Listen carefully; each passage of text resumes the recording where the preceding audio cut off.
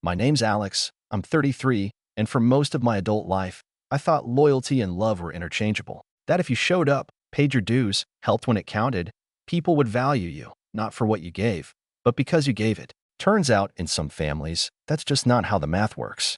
I work in finance, specifically real estate acquisitions, which sounds more glamorous than it is. But after a few lucky investments and a promotion at 29, I found myself in a position most people in my family had only dreamed of: financial stability.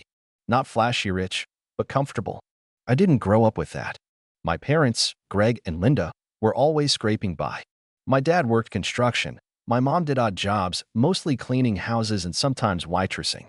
Money was always tight, and we were constantly reminded of it. "We don't have Alex money," my dad used to joke after I started doing well. I'd laugh along, not realizing how sharp that edge actually was. Despite the weird jabs and passive-aggressive comments, I tried to show up for them. I bought them a new refrigerator when theirs finally gave out.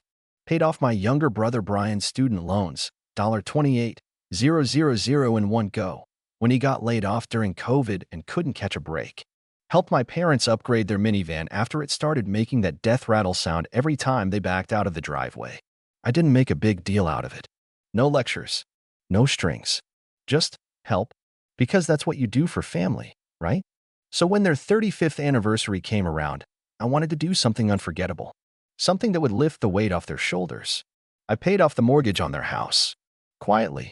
I didn't even tell them until I handed them the letter from the bank. I'd wrapped it in gold tissue paper, tucked it into a little box, and wrote, "No more monthly payments. Just enjoy." They were stunned. My mom cried. My dad kept shaking his head and mumbling, "You didn't have to do that." But in that moment, I felt something I hadn't felt in years, like I finally belonged. Like I wasn't just the ATM they tolerated. I thought maybe this was a turning point. Spoiler, it wasn't. 3 weeks later, I got a group text from my mom. It started off like any normal family message. "Hey, quick update on the house." Then it took a sharp turn. "We've decided to give your old room to Brian's fiancée, Madison. Unlike you, she actually contributes to this family. Hope you understand." I just stared at it. Then came the follow-up. "Don't make this awkward, Alex. Be grateful you were ever included." Be grateful I was ever included? I blinked. Once. Twice. My stomach turned. I wasn't angry yet, just stunned. Like when you touch a hot stove and your brain hasn't quite caught up with the pain. This wasn't about a room. It was about being erased. Replaced. I hadn't even met Madison properly yet.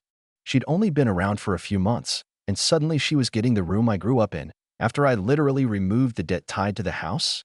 I typed a reply. Just one word. Noted. That was it. I didn't argue. Didn't beg. Didn't ask why. Because I knew why. Madison was sweet, photogenic, and endlessly agreeable. She gushed about family values and wore matching flannel pajamas with my mom at Christmas. She brought over Pinterest-worthy baked goods and offered to help around the house, with just the right balance of humility and self-congratulation. She was, as my mom once said, a dream daughter-in-law. The kind of person my parents always wanted in their family portrait. I, apparently, was just the awkward edge they were ready to crop out. I sat with that message for an hour. Just stared at it, letting it sink in like slow poison. Then I picked up my phone and made 3 calls. That's when things started to shift. Call 1 was to my lawyer, Jenna. We'd worked together on a few property acquisitions, and she knew the structure of the house transfer inside and out. When I paid off the mortgage, I'd had the deed revised and put into a trust, technically owned by a limited liability company I controlled. My parents never asked about the fine print. They were just so happy the bank was off their backs. They didn't realize the deed no longer had their names at the top. They'd assumed it was a gift. In some ways, it was. Call 2 was to the HOA security liaison for their gated community. Since I'd been listed as an owner of record, I had admin access to the gate key fobs and account privileges. It took 5 minutes to revoke theirs. Just like that, their fobs were paperweights. Call 3 was to the phone company. Their family plan? Under my name. It always had been.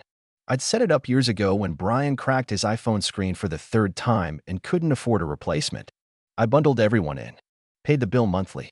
It wasn't even a big expense. I'd just forgotten about it. Until now. By Friday, I started getting texts. First one was from my mom. "Hey, the gate's not working. Did something change?" Then from Brian. "Dude, my phone service is down? What's going on?"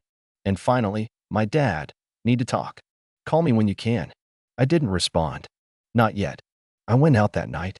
Treated myself to sushi and a drink. Let my phone buzz quietly on the table while I watched the sunset from the restaurant window. I wasn't angry. I was clear. That was the strangest part. No adrenaline. No shouting into pillows. Just a calm, sharp understanding. I had been used. Not just taken for granted, but used. And now the balance was shifting. The next morning, Jenna confirmed everything was ready. Legally, the house could be reclaimed within 72 hours due to breach of trust, specifically, repurposing the property without my consent. I hadn't planned on going nuclear. Not at first. But now? Now I was just getting started. That afternoon, I drove by the house. Madison's SUV was in the driveway. There were balloons tied to the mailbox, "Welcome home," scribbled in metallic ink. I saw my mom through the front window, laughing with Madison over what looked like mimosas. My dad was on the porch, sipping coffee like he hadn't just erased his son from the picture entirely. I didn't knock. I just sat in my car for a moment, watching the house I'd grown up and become a stage for someone else's fairy tale. Then I pulled away, called Jenna again, and said, "Let's proceed." The notice went out Monday morning. Official language, cold and clear. A termination of permissive tenancy due to breach of terms. They had 72 hours to vacate or respond. I knew they wouldn't understand the legalese at first. They'd probably skim it, scoff, maybe even laugh. But by the time it clicked, the gears were already in motion. I got the first call from Brian. He didn't even say hello. "You're evicting our parents?" he barked. "What is wrong with you?" I kept my voice calm. Not evicting. Reclaiming. The property was transferred into a trust under an LLC I control. They repurposed it without authorization. That voids the agreement. What agreement? You paid off their house. You said it was a gift. No, I said. I never said it was a gift. I just didn't explain the paperwork because they didn't ask. You'd think someone would read what they sign when the house they live in is involved. There was a pause. He wasn't dumb, just entitled. They didn't mean anything by that text, he added quickly, like that made this all disappear. It was just a misunderstanding. You're overreacting. Ah, there it was. The family motto. I smiled bitterly to myself. You know, Brian, if Madison's such a contributor to this family, I'm sure she can contribute a new place to live. Click. I didn't hear from him again that day. The next one to call was my mom. Her tone was softer. That fake, brittle kindness she used when trying to manipulate. "Sweetheart," she began, "we got this. This paper. I think there's been a mix-up." "There hasn't. It says we have to vacate." "Honey, that can't be right. This is our home." "No, it's a home you lived in thanks to my generosity." And then decided I wasn't family enough to have a room in. That was just, she exhaled sharply, then went for the classic pivot. "We didn't mean it like that. You've been distant. We thought you were pulling away. So you preemptively pushed me out?" More silence. Then, defensively, "We're your parents, Alex.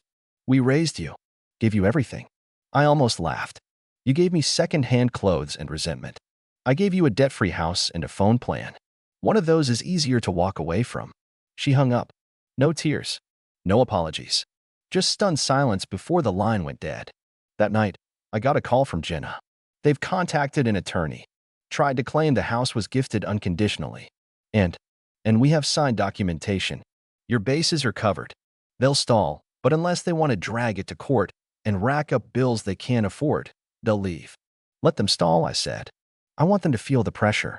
By midweek, the neighborhood gossip machine kicked in. I started getting subtle messages from cousins I hadn't spoken to in years. A few tried the guilt angle. "Don't you think this is a bit extreme? You should call your mom. She's really upset. Family isn't something you just throw away, Alex." And yet, I thought, they discarded me with a single group text. I didn't reply to anyone. I just let the silence speak for me. By Friday, the official lockout notice was ready to be served. I scheduled it for Sunday morning quiet hours, minimal attention. But of course, nothing ever stays quiet in a gated community, especially when your family treats everything like a performance. That Saturday evening, I received a final message. A voice memo. From my dad. "Son, I don't know what happened between us, but this isn't how family acts. We were proud of you. Maybe we didn't always show it, but you're burning everything down." I listened twice. Proud? Proud was never the word they used. Disappointed, confused, resentful, sure. But proud? That was new. Still, it was too late. That night, I drove up to the gate. Their key fob still didn't work. I saw them trying to buzz in from the call box as I pulled up. My mom spotted my car and jogged toward me, waving her arms. I rolled the window down halfway.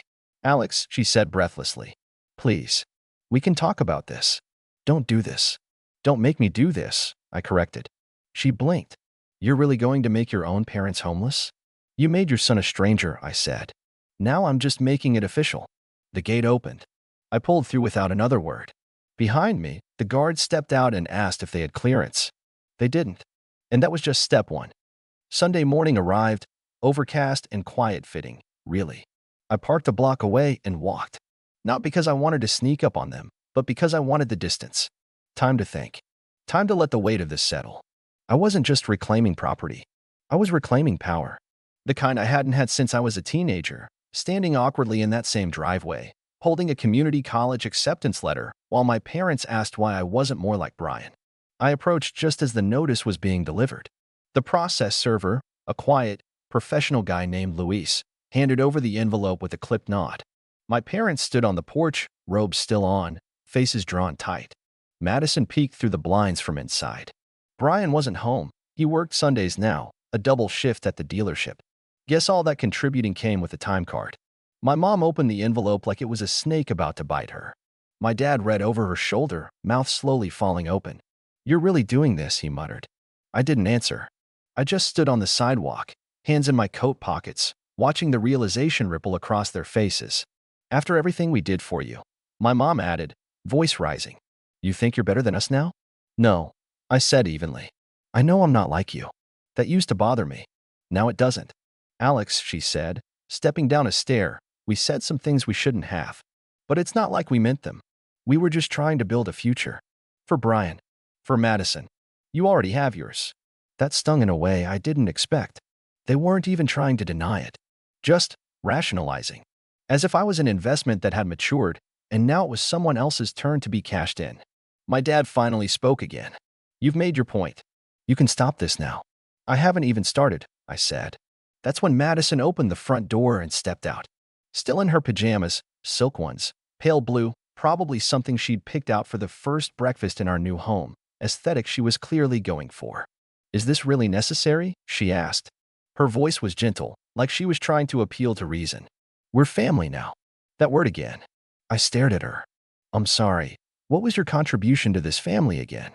"Ah, right. Taking my room and smiling for group selfies." Her face flushed. My mom shot her a look, and Madison quietly retreated. Luis gave them the rundown, 72 hours to vacate, or we'd proceed with formal eviction. He handed them a printed checklist. Do not remove or damage fixtures. No alteration to the property. No retaliation. The usual legalese. My dad tried to interrupt, but Luis raised a hand and calmly kept speaking. This wasn't his first time serving entitled people who thought rules didn't apply to them. After he left, I lingered. My mom folded her arms. "You think you've won something, don't you?" "No," I said. "This isn't about winning. It's about clarity." She scoffed. "You're pathetic. You'll end up alone, bitter, unloved." I nodded slowly. "Maybe. But at least I won't have to buy people's affection to get invited to Thanksgiving." That hit harder than I expected. She turned her face slightly, blinking more than normal. My dad just muttered, "You're not the man I thought you'd grow up to be." "That's funny," I replied. "You are exactly the man I expected you to be." I walked away before either of them could reply. 3 hours later, I started getting calls. Not from them. Those had gone quiet. But from mutual acquaintances. Distant relatives. Old neighbors. I even got a Facebook message from a church acquaintance of theirs.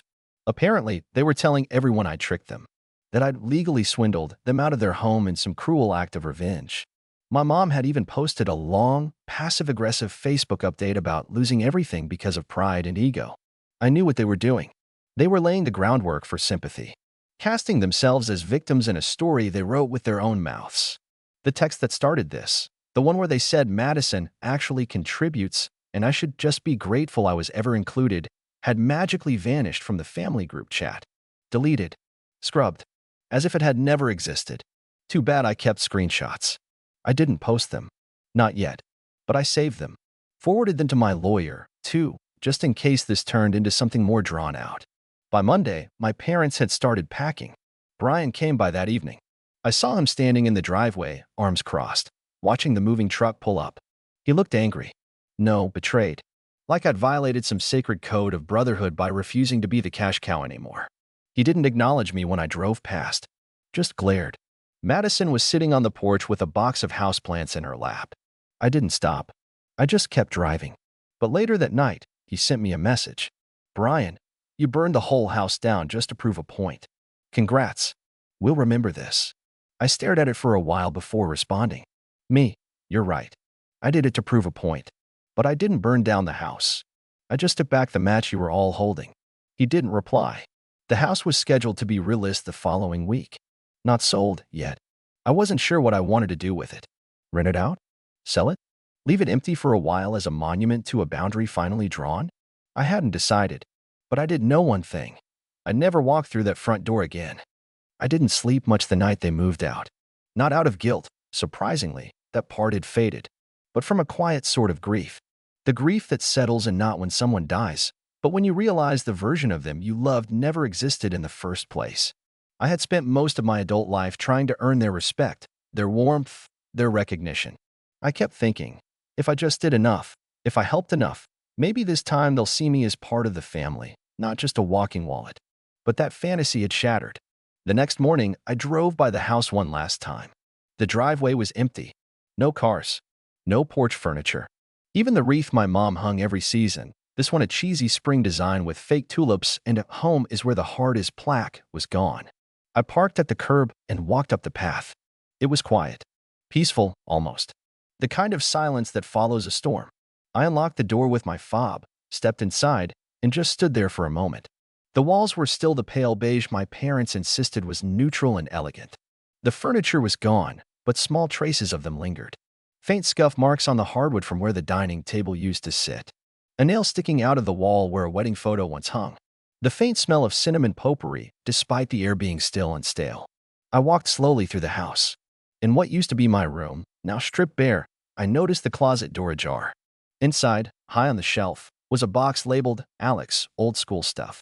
I didn't remember packing it. I reached up, pulled it down, and sat on the floor. Inside were scraps of my childhood. A second-place spelling bee ribbon from 5th grade. A crayon drawing I'd made of our old dog, Max. A photo from my high school graduation, one my mom must have printed herself. Everyone in the photo is smiling except me. I looked stiff, awkward, like I didn't belong. I placed the box back on the shelf. I didn't need it. On my way out, I locked the door and stood on the porch for a while, letting the sun hit my face. It was a different house now. It had always been, really. I just finally stopped pretending it was something more. Later that week, I met with Jenna and the property management company. We went over a few options. Sell, rent, or hold. I thought about it for a few days, but eventually landed on something else entirely. I decided to donate it, not sell it, not lease it to another couple looking for a suburban starter home. I worked with a local nonprofit that helped domestic violence survivors transition into safe housing. They ran a program that placed families into homes temporarily while helping them rebuild their lives. I offered them the house for 2 years, rent-free, on the condition they take care of it and use it as a stepping stone for someone who actually needed it. It felt right. 2 months later, a woman named Rachel and her 2 kids moved in. Her story was hard: abusive husband, years of financial manipulation, and a long battle to get her children back after being forced out of their home. When I met her at the front door with the keys, she was shaking. "I never thought I'd have a place like this," she whispered. I just smiled and handed her the fob. "It's yours now. No strings." She cried. And for the first time in years, I didn't feel used. I felt useful. Meanwhile, the fallout on my side of the family was still brewing. My parents ended up moving into a small rental about an hour out of town. Nothing fancy. Definitely a downgrade. They didn't reach out, and I didn't expect them to. I heard through the grapevine that my mom tried to spin the story as Alex manipulated us out of our home. But people aren't as gullible as she thinks. Screenshots circulated. The original group text made its rounds. Turns out, even sympathy has a shelf life when the receipts start piling up. Brian and Madison? They got married a few months later. Small ceremony. No invite. Not that I wanted one. Funny enough, I got a call from Brian about 2 weeks after the wedding. He didn't say hello. Just, I know you think you won or whatever, but you didn't. All you did was prove you're as selfish as you always were. I let him talk. You're so obsessed with control that you'd rather burn the family down than let someone else have a piece of it. When he was done, I responded with one sentence. Brian, I gave you a piece of it. Remember? Your student loans. The car. The family plan. All gifts. No repayment. You all just thought I wouldn't notice when you decided I wasn't worth a seat at the table. He didn't reply. Just hung up. I haven't heard from him since. Eventually, I removed myself from the family group chats. Blocked a few numbers. I didn't make a big announcement or stage a dramatic farewell. I just stepped away. Quietly. Fully. I spent the next year focused on work, travel, and people who saw me for more than what I could provide. My friendships deepened. I started dating again, cautiously at first. Therapy helped. So did solitude. For the first time in my life, my silence wasn't something forced, it was something chosen. One afternoon, about a year after the fallout, I got a letter in the mail. No return address. Inside was a photo one I hadn't seen in over a decade. It was me and Brian as kids, sitting on the porch steps of the house. I must have been around 10. He was 6. We were both laughing, faces smudged with popsicle juice, and my arm was thrown casually around his shoulder. There was a sticky note attached. I wish things had been different. Mom. No apology. No explanation. Just regret in its most diluted form. I didn't respond. There was nothing left to say. But I didn't throw the photo away either. I tucked it into a drawer. Not because I wanted to remember the good times, but because I wanted to remember why I walked away. In the end, this story isn't about revenge. It's about self-respect. About drawing a line, not to punish, but to protect. About realizing that sometimes the most powerful thing you can do isn't yell, beg, or try to fix what's broken, but to stand up quietly and leave the room. So that's what I did. And for the first time in my life, I didn't look back.